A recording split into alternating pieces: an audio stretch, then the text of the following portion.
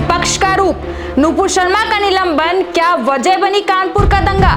क्यों हुई इस्लामिक देशों की एंट्री? ऐसा क्या कह गई थी नुपुर शर्मा?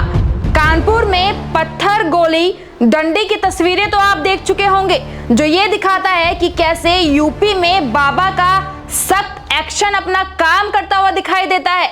दी गई कमांड सभी मसलों का हल निकाल देती है। बहरहाल हुए एक्शन पर अब विपक्ष तिलमिला चुका है। कहीं अखिलेश की स्याही चमक रही है तो कभी कांग्रेस के पूर्व केंद्रीय मंत्री शशि थरूर अपनी राजनीति चमका रहे हैं। अखिलेश कहते हैं कि भाजपा नुपुर शर्मा पर सिर्फ निलंबन की दिखावटी कार्रवाई ना करे, बल्कि वैधानिक कदम उठाए। विवादित बयान पर भाजपा से निलंबन तो उनका भी हुआ था, जो आज उत्तर प्रदेश की भाजपा सरकार में मंत्री बने बैठे हैं। आपको बता दें कि अखिलेश वो नेता है जिनकी स्याही की नील धर्म पर सवाल को लेकर उठती है। आपको बता दें कि कुछ समय पहले वो खुद ही हिंदू धार्मिक भावनाओं को ठेस पहुंचा चुके थे, जहां बोला जा रहा था कि हिंदू पत्थर को टीका कर दे तो भगवान मानने लगता है। हालांकि ये बातें याद रखते हुए कुछ जवाबदेहों ने जवाबदेही जरूर दी है। किसी ने लिखा है कि शिवजी के अपमान का कभी बुरा नहीं लगता अखिलेश को। एक शब्द नहीं उनका अपमान करने वाले लोगों के लिए कहते हैं, तभी हार कर बैठे हैं और हारते ही रहेंगे। उसके अलावा कहा कि विश्वेश्वर महादेव को फुआरा बताने वाले पर आपकी क्या राय है? कोई कहता है कि क्यों आपको बड़ी मिर्ची लग रही है, धर्म परिवर्तन कर लिए हो तो खुल के बोलिए, ये दिखावटी हिंदू होने का ढोंग मत करिए।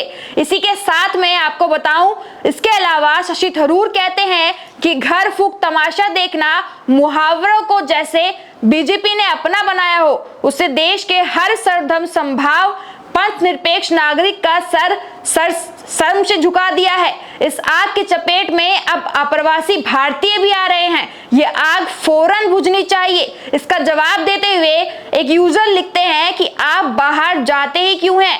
शर्म से सर आप लोगों का झुकना चाहिए, जो हिंदू होकर भी हिंदू का सम्मान नहीं करता, हिंदू की बात नहीं करता, हमेशा हिंदू देवी देवताओं का अपमान करता है, जो दूसरे धर्मों के कुकर्मों पर अपनी आंखें बंद कर लेता है और अपने आप को सेकुलर बनाने का ढोंग करता है। आपको बता दूं कि ये टिप्पणी इस वजह से की जा रही है क्योंकि इस मामले के अंदर इस्लामिक देशों की एंट्री सामने आ रही है, जहां पर कतर जैसा देश ये तलब करता है कि भारतीय राजदूत जो विवादित टिप्पणी की गई है उस पर कुछ संज्ञान ले। इसके जवाब में भारतीय राजदूत कहते हैं कि भारत सरकार को इससे कोई लेना देना नहीं है, वो पहले ही इसके ऊपर कार्रवाई कर चुका है। भारत वो देश है जो हर एक धर्म का पालन करता है, उसका सम्मान करता है। ऐसे में बाहरी देशों को इसके अंदर अपना जवाब देना कोई साझेदारी नहीं लगती है। इसी के अलावा आपको बताएं कि नुपुर शर्मा ने आखिर ऐसा क्या कहा था जिसकी वजह से ये विवाद बना हुआ है। उनका कहना था कि मैं एक टीवी डिबेट में बैठी हुई थी, जहां पर लगातार मेरे महादेव का अपमान हो रहा था, उनका अनादर किया जा रहा था, परिहास के रूप में ये कहा जा रहा था कि ये शिवलिंग नहीं फुआरा है।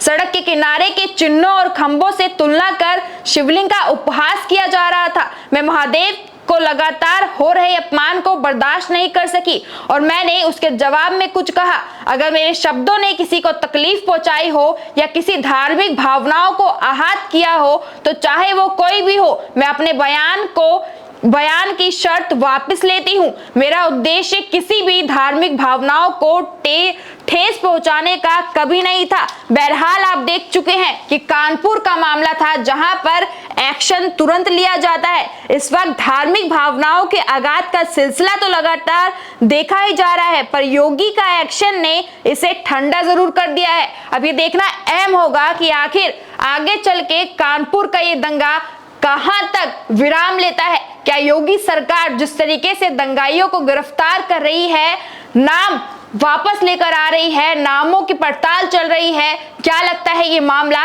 कितना लंबा चलने वाला है? क्या इसमें कोई राजनीतिक पहल देखी जाएगी या बखूबी जो अपराधी हैं उनको दंड दिया जाएगा?